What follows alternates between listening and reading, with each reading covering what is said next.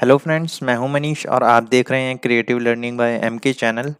आज की इस वीडियो में रेफरेंसेस टैब स्टार्ट करने वाले हैं हम माइक्रोसॉफ्ट वर्ड में। ये माइक्रोसॉफ्ट वर्ड का पार्ट 4 है। इससे पहले हम 3 पार्ट अपलोड कर चुके हैं। अगर आपने वो वीडियोस नहीं देखी हैं तो वीडियोस जाके देख लीजिए। वीडियो का लिंक डिस्क्रिप्शन में है। तो चलिए शुरू करते हैं आज की ये वीडियो।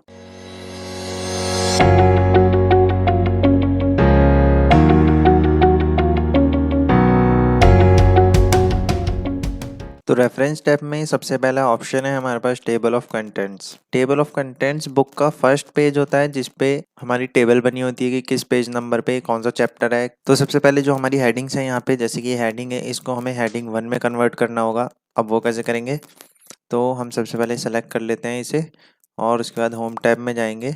उसके बाद हमारे पास यहाँ डिज़ाइन में हेडिंग 1 दी गई है, तो इसे हम हेडिंग 1 में कन्वर्ट कर लेंगे। इसी तरह जितने भी हेडिंग्स हैं हमारी, सबको हेडिंग 1 में कन्वर्ट कर लेंगे। अब हमें क्या करना है, यहाँ पे हमें सीधा रेफरेंसेस में जाना है और टेबल ऑफ कंटेंट्स में क्लिक करके यहाँ पे हमें कुछ स्टाइल्स दिए हुए हैं, हम यहाँ स्टाइल चूज कर सकते हैं। टेबल आ चुकी है हमारे पास। जितनी भी मेरी हेडिंग्स थी जिनको हमने हेडिंग 1 दिया था, सबके हेडिंग्स आ गए हैं। इसके बाद जो टेबल्स हैं इस पर कंट्रोल के साथ अगर हम क्लिक करते हैं तो हम उस डेफिनेशन पे पहुंच जाएंगे या जो टाइटल दिया हुआ है उस पे पहुंच जाएंगे। अगर हमें कुछ सब हेडिंग देना है, जैसे कि डेफिनेशन ऑफ माइक्रोसॉफ्ट वर्ड है, इसका अब सब हेडिंग देना है, तो ऐड टेक्स्ट में जाके हम लेवल 2 सेलेक्ट करेंगे यहाँ पे। तो अब इस तरह से ये आ गया हमारा। उसके बाद टेबल अगर अपडेट करते हैं, हम यहाँ से टेबल पे क्लिक करके हम यहाँ पे अपडेट टेबल भी कर सकते हैं। टेबल में ऐड हो गया है जो हमारा लेवल 2 पे हमने सब हेडिंग ऐड करी थी। अब नेक्स्ट ऑप्शन है हमारे पास इंसर्ट फुटनोट। फुटनोट का यूज हम अपने डॉक्यूमेंट्स में एडिशनल इन्फॉर्मेशन देने के लिए करते हैं। जैसे कि किसी पैराग्राफ के बाद हमें कोई एडिशनल इन्फॉर्मेशन यहाँ ऐड करनी है, तो उसके लिए हम सिंपल यहाँ इंसर्ट फुटनोट कर सकते हैं अपने कर्सर को वहाँ प्लेस करके। अब इसके ऊपर अगर हम अपना कर्सर रखते हैं तो यहाँ पे हमें अपनी एडिशनल इन्फॉर्मेशन, हमारा एंड नोट और फुट नोट अप्रोक्स सेम होता है। फुट नोट के जो नोट्स होते हैं वो हमारे पेज के एंड में आते हैं और एंड नोट के डॉक्यूमेंट के एंड में। तो जिस तरह से हमने फुट नोट का यूज़ किया था उसी तरह से हम एंड नोट का भी यूज़ कर सकते हैं। जैसे कि यहाँ मैंने 2 पैराग्राफ हैं, इनके एंड में एंड नोट का यूज़ किया। थोड़ा जूम करके दिखाता हूँ। यहाँ पे आपको रोमन में फर्स्ट दिख रहा है और सेकंड दिख रहा है, तो ये एंड नोट है। एक एंड नोट और लगा के देखते हैं इसमें, जैसे कि थर्ड पेज के फर्स्ट पैराग्राफ के एंड में एक एंड नोट। ये देखिए हमारे डॉक्यूमेंट के बिल्कुल लास्ट में इन्फॉर्मेशन सेव हो रही है सारी। और यहाँ पे भी आपको थर्ड दिख रहा है रोमन में। इस तरह से एंड नोट आ गया हमारा। जहाँ पे भी हमारे फुट नोट की इन्फॉर्मेशन सेव होगी हम वहाँ पे पहुँच जाएंगे सो नोट से। अगर हमें एंड नोट देखना है तो एंड नोट को ओके करके और लास्ट में जहाँ हमारी एंड नोट की इन्फॉर्मेशन सेव है वहाँ पे हमारा कर्सर पहुँच जाएगा। अब हमारे पास नेक्स्ट ऑप्शन है सिटेशन। अब हमारे पास नेक्स्ट ऑप्शन है सिटेशन और बिब्लियोग्राफी। सिटेशन और बिब्लियोग्राफी क्या होता है, जैसे कि हमने अपने किसी आर्टिकल या बुक में किसी और बुक या वेबसाइट से या कहीं और से कुछ पैराग्राफ्स या कुछ लाइंस पिक करी हैं, मीन्स कॉपी की हैं वहाँ से, तो हमें उसके मेन ऑथर का यहाँ पे डिटेल देनी होती है। उसके लिए वर्ड में रेफरेंस टैब में इंसर्ट सिटेशन का ऑप्शन दिया गया है। वैसे ये पैराग्राफ रैंडम पैराग्राफ है, कहीं से लिया नहीं गया है, वर्ड का ही रैंडम पैराग्राफ है, लेकिन हम अज्यूम कर रहे हैं कि ये किसी बुक से कॉपी किया गया है, तो इसलिए हम वहाँ पे ये पैराग्राफ जहाँ से लिया गया है वहाँ की डिटेल डालेंगे। अब यहाँ इंसर्ट सिटेशन पे क्लिक करने के बाद ऐड न्यू सोर्स है हमारे पास, तो ऐड न्यू सोर्स करेंगे यहाँ पे। अब उसके बाद टाइप ऑफ सोर्स में यहाँ सेलेक्ट करना है। अगर किसी वेबसाइट से लिया है, बहुत सारे ऑप्शन है, बुक सेक्शन है, जर्नल आर्टिकल से लिया है, article in periodical, conference proceedings, जहाँ से भी आपने मैटर पिक किया है और उसे कॉपी किया है अपने बुक्स में यूज़ कर रहे हैं, तो वहाँ से आप सेलेक्ट कर लीजिए। यहाँ से मैं बुक सेलेक्ट कर रहा हूँ अभी, और ऑथर का मैं यहाँ नाम लिख देता हूँ आर थॉम्सन। और उसके बाद टाइटल में हमें बुक का टाइटल देना है। क्या नाम है बुक का, यहाँ पे बुक का नाम देते हैं वर्ल्ड ऑफ कंप्यूटर सॉफ्टवेयर्स। अब ईयर किस ईयर में पब्लिश हुई है, जैसे 2017 लिख देते हैं, और सिटी यहाँ पे लिख देते हैं दिल्ली, और पब्लिशर में हम लिख देते हैं दिल्ली पब्लिक हाउस। उसके बाद हम देखेंगे यहाँ टैग नेम में एक नीचे एक यूनिक कोड जो जनरेट हो गया है। इस कोड से हम अपने ये कुछ कॉम्बिनेशन करके, जैसे ऑथर का नाम और ईयर कॉम्बिनेशन करके बनाया, जैसे आर थॉम्सन मैंने लिखा तो RTH17, ईयर के लास्ट 2 डिजिट लिए हैं और आर थॉम्सन के फर्स्ट 3 डिजिट। इस तरह से ये ऑटोमेटिक एक टैग बन गया है यूनिक। तो अब इसे ओके कर देते हैं और देखिए यहाँ पे हमारे पास ऑथर की डिटेल आ जाएगी। यहाँ पे देख सकते हैं आर थॉम्सन 2017 इस तरह से आ गई है। अब एग्जांपल के लिए यहाँ पे कुछ लाइंस मैंने एक वेबसाइट से कॉपी कर ली हैं। यहाँ पे हम वेबसाइट की डिटेल डालेंगे, जैसे कि ये लाइन हमारी अपनी नहीं है, मैंने किसी और वेबसाइट से कॉपी करी है, लेकिन मैं इसे यूज़ कर रहा हूँ अपनी बुक में, तो इसीलिए यहाँ पे हम सिटेशन देंगे और सिटेशन में देखिए जैसे यहाँ पे अभी लास्ट हमने सिटेशन दी थी बुक, तो आर थॉमसन की डिटेल आ रही है। अगर हमें यहाँ पे सेम बुक से हमने यहाँ पे भी कॉपी किया है तो हम यहाँ सिंपल क्लिक करके एंटर कर सकते हैं। अभी ऐड न्यू सोर्स करते हैं और यहाँ पे वेबसाइट की डिटेल डालेंगे। यहाँ वेबसाइट सेलेक्ट कर लेते हैं। अब यहाँ पे लैंग्वेज है, लैंग्वेज में इंग्लिश कर लेते हैं। यहाँ पे ऑथर पूछ रहा है, ऑथर देख लेते हैं अगर वहाँ पे ऑथर है कोई। यहाँ पे डिटेल दी गई है, कंप्यूटर होप वेबसाइट है www.computerhope.com और ये 8 फरवरी 2020 को पोस्ट हुआ था यहाँ पे बाय कंप्यूटर होप। तो ऑथर में कंप्यूटर होप ही डाल देते हैं। नेम ऑफ वेब पेज होगा computerhope.com। उसके बाद नेम ऑफ वेबसाइट है computerhope.com। उसके बाद ईयर 2020 में पोस्ट हुआ है और मंथ था फरवरी, तो यहाँ पे हम फैब लिख देते हैं। उसके बाद डे था 8 फरवरी और URL कि जिस पेज से हमने कॉपी किया है तो यहाँ पे सेलेक्ट कर लेते हैं उसका लिंक और यहाँ लिंक पेस्ट कर देते हैं। अब देखिए इसी तरह से यहाँ पे जैसे हमने बताया था टैग नेम जनरेट हो जाता है, यहाँ पे भी एक यूनिक जनरेट हो गया है टैग नेम और ओके कर देते हैं। इसी तरह से इस पैराग्राफ के एंड में भी हमारे पास सिटेशन आ गया है, जिससे कि पता लगता है कि ये पैराग्राफ हमारा अपना नहीं है, हमने कहीं से कॉपी किया है। इस तरह से हम सिटेशन का यूज़ करते हैं। उसके बाद नेक्स्ट ऑप्शन है बिब्लियोग्राफी। बिब्लियोग्राफी क्या होता है, जहाँ जहाँ पे हमने सिटेशन का यूज़ किया है, जो पैराग्राफ हमने कहीं और से कॉपी किए हैं उनकी डिटेल्स हम देते हैं।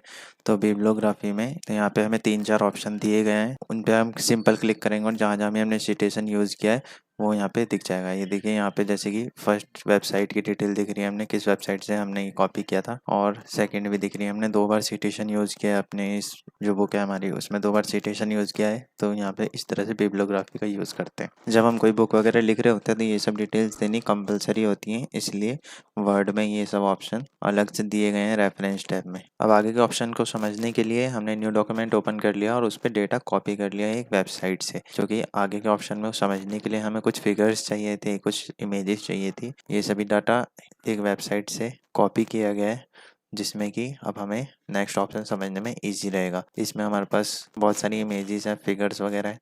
तो अब नेक्स्ट ऑप्शन है हमारे पास इंसर्ट कैप्शन।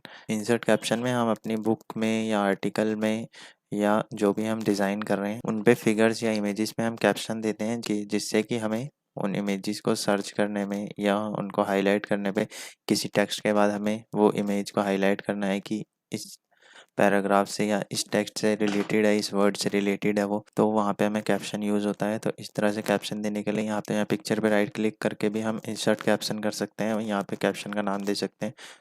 जैसे कि फिगर 1 मैंने दे रखा है ऊपर वाली जो वर्ड की पिक्चर थी उस पे। अब सेकंड पिक्चर पे फिगर 2 दे देते हैं। इसी तरह से हमारे पास यहाँ पे भी एक फिगर है, इसको भी दे देते हैं कैप्शन फिगर 3 और इसको भी दे देते हैं। अपने इस डॉक्यूमेंट में हमने सभी पिक्चर्स को जितने भी इमेजेस थे सबको कैप्शन दे दिया है। इस तरह से इंसर्ट कैप्शन का यूज़ करके हम यहाँ पे कैप्शन देते हैं। उसके बाद है हमारे पास इंसर्ट टेबल ऑफ फिगर्स। अब इंसर्ट टेबल ऑफ फिगर्स में जितने भी हमने कैप्शन यूज़ किए हैं उनके हम यहाँ पे टेबल देते हैं। जैसे कि यहाँ पे क्लिक कर दिया और यहाँ पे देख सकते हैं कि हमारे पास यहाँ 4 फिगर हैं जिनको हमने कैप्शन दिया है, फिगर 1, फिगर 2, 3, 4 इस तरह से, और सामने उनके पेज नंबर लिखे हुए हैं। फिगर 1 पेज नंबर 1 पे है, 2 पेज नंबर 3 पे है, 3 पेज नंबर 7 पे है, 4 पेज नंबर 8 पे है।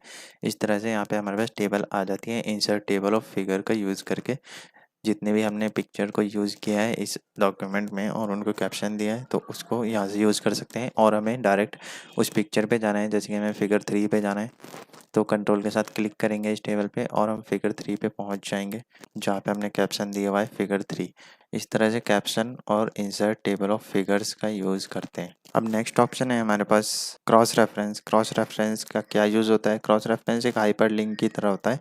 तो जैसे कि हमें यहाँ पे एक लाइन लिखी हुई है, below is an overview of A Microsoft word 2010 document. इसके बाद जैसे कि हमें कोई पिक्चर का रेफरेंस देना है तो उसके लिए हम यहाँ पे क्रॉस रेफरेंस का यूज़ करेंगे। क्रॉस रेफरेंस में हमें यहाँ फिगर सेलेक्ट करना है, क्योंकि अभी पिक्चर दे रहे हैं और फिगर को जो हमने यहाँ फिगर सेलेक्ट करी थी सबको कैप्शन दिया था और नाम दिए थे उनको फिगर 1 2 3 4।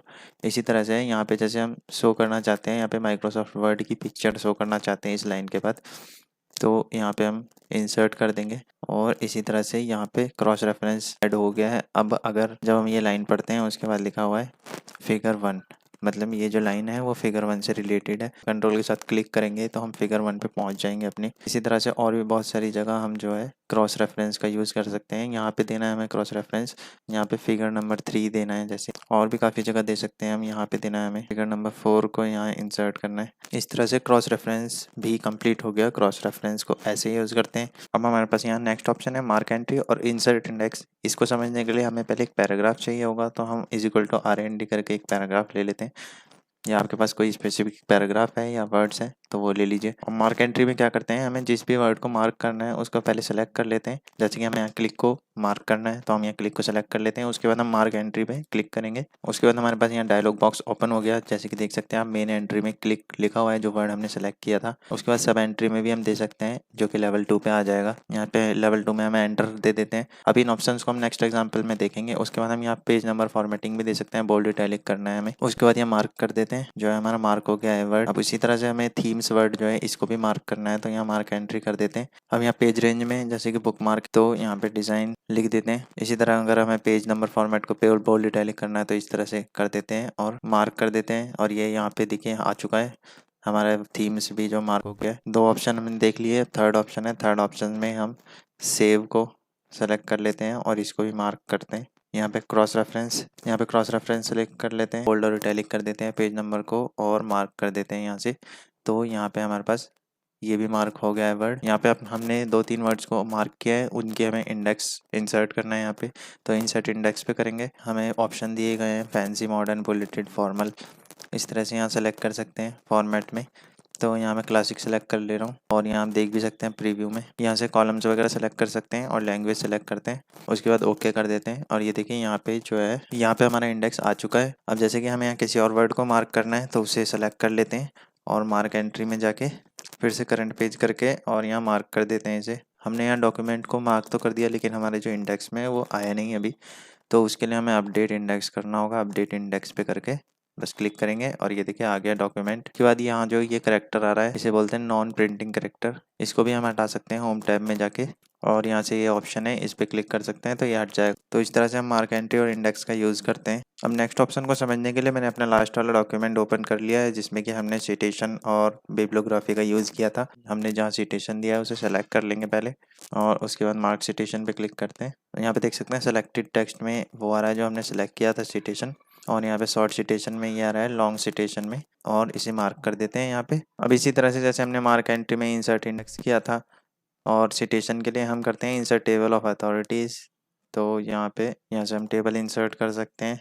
जितने भी हमने सिटेशन यूज़ किए हैं उन सभी ऑथर की या वेबसाइट की डिटेल्स यहाँ पे आ जाएगी। ये देखिए यहाँ पे आ गया ये टेबल। इसी तरह से जैसे अपडेट टेबल था यहाँ से अपडेट कर सकते हैं। अगर हम कोई और टेक्स्ट को ऐड करते हैं या मार्क करते हैं सिटेशन को तो यहाँ से हम उसे अपडेट कर सकते हैं। तो दोस्तों इसी के साथ आज की वीडियो खत्म करते हैं। अपनी आने वाली वीडियोज़ में हम नेक्स्ट टैब्स जो हैं बचे हुए हमारे उनको कवर करेंगे। तो अगर आज की वीडियो आपको पसंद आई हो तो वीडियो को लाइक कर दीजिए, चैनल को सब्सक्राइब कर लीजिए मेरे आने वाली वीडियोस के लिए, और वीडियो को अपने दोस्तों और फैमिलीज़ के साथ शेयर कीजिए। मिलते हैं फिर आपसे नेक्स्ट वीडियोज़ में, तब तक के लिए कीप लर्निंग, गुड बाय।